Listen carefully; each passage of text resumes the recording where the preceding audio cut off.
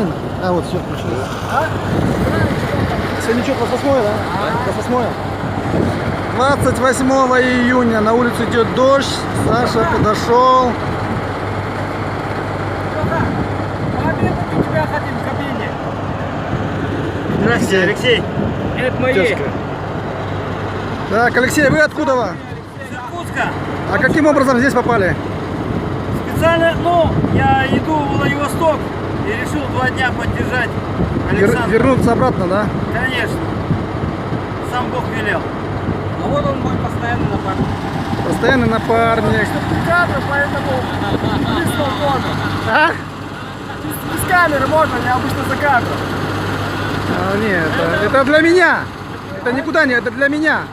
Окей. Это для истории, для моей.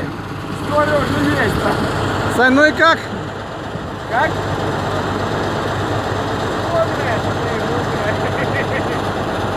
Как идется? Не слышал? Как идется? Идется, да вообще отлично, особенно когда люди попадаются, вдохновляют, вроде сил нет, дают силы, и с новыми силами идешь. Так и делается.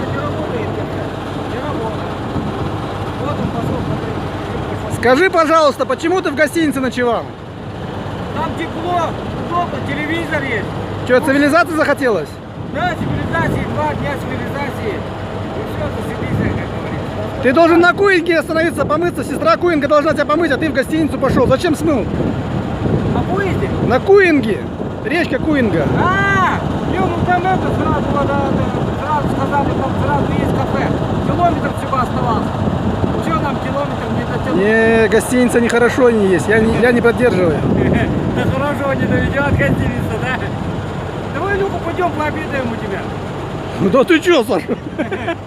Кого? Пиздуйте?